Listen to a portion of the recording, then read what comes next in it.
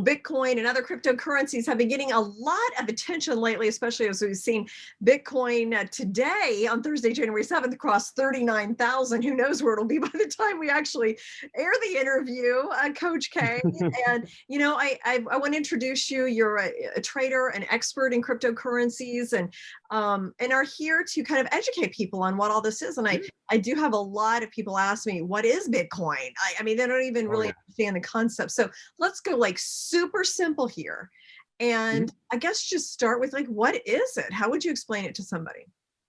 Well, I've been trying to explain this to my mom and my uncle and my aunt for years, and they just couldn't get it. And I think that was because people just saw it as a bubble, especially 2013. Like 2013, it was like nothing, no one understood it.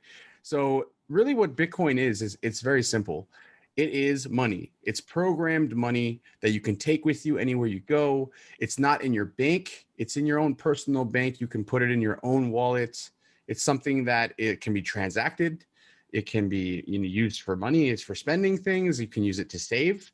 And because you can't do what the US has done the last year and print and print and print constantly, devaluing all the other money, Bitcoin doesn't do that. And so over time, as more people see this as an asset class, well, there's a finite supply. So it becomes people fighting for it. And that's why you're seeing Bitcoin hit 39,000 and people going, oh, that's insane, but you can't print more. So when there's a scarcity, that's true scarcity, even gold, you can find more, you can mine more. This is a number that we can never surpass at 21 never million. change. So, yeah. And I mean, you really hit it on the, on the nail.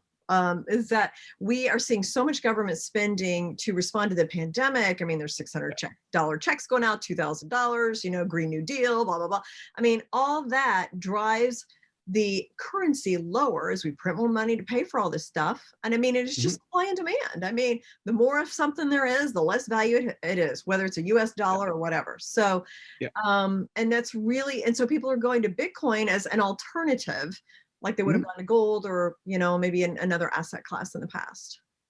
Absolutely. I mean, we have silver. Silver has been doing quite well. Gold has been doing okay. People probably expected it to do better, but people follow the trends, right? There's a lot of institutional buying right now. Some friends at OSL and some Galaxy Digital buddies of mine, and they're telling me, man, there's a crazy demand for OTC. Now, one thing you gotta understand is some people think that these guys are just gonna dump it like Michael Saylor, right? He's just going to buy it and he's going to dump it at some point. The problem is it took him months to get that amount of Bitcoin because no one's going to sell huge amounts of Bitcoin. It's hard to even create, right? The miners only have 3 million left for 100 years. So with something so scarce, it becomes like, a Mona Lisa. It becomes very, very hard to get. Not everyone can have it. Yeah. And, since 2013, 2014, 15, I've been telling people, just hold one Bitcoin. It doesn't cost that much then. Hold one, hold 10 if you're smarter, but hold one and then watch what will happen. And now I think it's kind of starting to unravel. Yeah. Well, and you mentioned Michael Saylor. I mean, one of the best arguments for Bitcoin I heard was from him. So he said, if I want to sell $1 million worth of gold in Japan, I have to pay $100,000 to get it there. It takes 30 days. He said, if I want to sell $1 million worth of Bitcoin in Japan, it takes 15 minutes and costs me, $10 or whatever the commission fee is. And as that digital economy allows people to, be more efficient, flexible, it drives down costs. I mean, and as we get more technological in the future, I mean, I could totally see this becoming more, I mean, it may be another generation, but I can see this becoming more prevalent. Yeah, I mean, it's not just Bitcoin. It's the idea of, a lot of people have seen the USOCC coming out, the banking system saying, hey, we're looking at stable coins. It's something that is a lot quicker. Right now in a SWIFT system, if you guys have ever sent money abroad, this is how it works. You go to the bank, it takes 3 days because the bank and the other bank have to go on their ledgers and say, yes, you do have the money. Yes, we do have the money. And then they have to go through the transaction. So wait 3 days to send money, which is crazy. And then you have to pay a huge exorbitant fee. Whereas with the stable coin, I could send you right now, Jane, I'm in Thailand. You're, I believe, in New York. And literally I can go, okay, you did some service for me. I'm going to send you $1,000 right now in a stable coin, and it will go through the banking system, which is what they're trying to set up. and it will go and hit your wallet within 5 minutes. Yeah. That is something revolutionary compared to waiting 3 days and paying $40, $50 to do that. Normally, it's going to cost a couple dollars depending on which blockchain you use. And even with Bitcoin, even if it costs you $30 or $40, you get it right away. If you need money now, you get it. Yes. So that's a huge, huge thing that I think a lot of people are starting to wake up to, including the banks, including the governments. Oh yeah. Now, so if somebody wants to get started, and one thing I have told people, because they're like 40,000, I can't, and I was like, you don't even have to buy a whole Bitcoin. It's not No, like a stock. Like if you have $1,000, you can buy a fraction of a Bitcoin. So how would you tell people just to take that first step and get started? Yeah. So first of all, depending on where you live, obviously, if you live in the US, the most people start at Coinbase, right? It makes it easy. You connect your bank account. You do it like you would in TD Ameritrade. You can even buy with TD Ameritrade technically as well. There's also Grayscale Trust. So when it comes to buying Bitcoin, yes, it's high. It looks like it's really high, but remember, finite supply.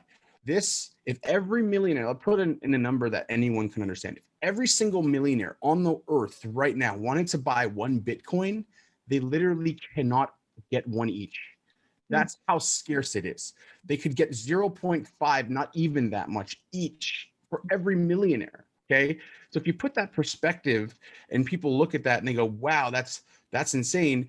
Buying, let's say $100 every week or every month, if you can, whatever you can afford, right? It's not money. It's money that you're just going to put in there and you're going to wait for a long period of time. It's a long-term store of value is how you're going to look at it. And you know that your US dollar sitting in your bank is actually losing value because they're printing hundreds of millions and trillions of dollars right now, devaluing that dollar in the bank. You put in a Bitcoin, the chances are over a longer period of time, and I mean, from statistical numbers you can look, it's literally the best performing asset class ever. Ever. Yeah, it was up like like what was it, like 9,000,000% or something from like 2009 to yeah, it was I remember like, oh my goodness. Okay, so now, and it's not just Bitcoin, there's also Ethereum, there's some stable coins you mentioned. So how should somebody learn about all the options out there for cryptocurrency? Yeah, like I'm not saying Coinbase is the best place to go, but it does have things like Coinbase Earn, and they actually teach you and pay you. So if you're someone who's like, I don't know about crypto, my mom does this all the time. I don't know, it's too confusing. I told my mom, like, Mom, if you can get paid $10 to learn about a cryptocurrency, would you do it? And she's like, yeah. I'm like, okay, go on to Coinbase, get a Coinbase account, and go to the Earn section and learn about these cryptocurrencies. Learn about EOS, what it does. Learn about Filecoin. Learn about, Link, Chainlink, how these oracles work, how everything works. And you get it, and you'll learn a little bit about it for free, and you'll actually get paid. Well, I think, Coach K, we are going to have a lot of interesting stuff to talk about over the next several months. So great. I'm excited. Great to hear from you today, and we'll talk next week. Absolutely. Thanks for having me, Jane.